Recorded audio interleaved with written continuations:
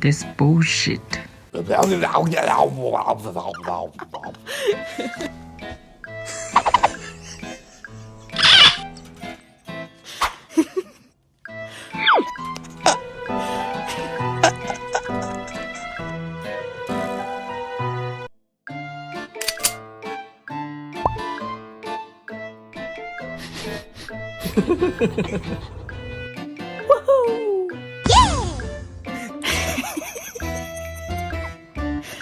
Bro, if you can't eat chill like this.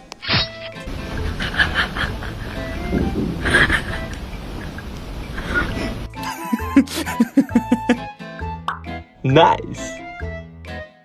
Hey, baby.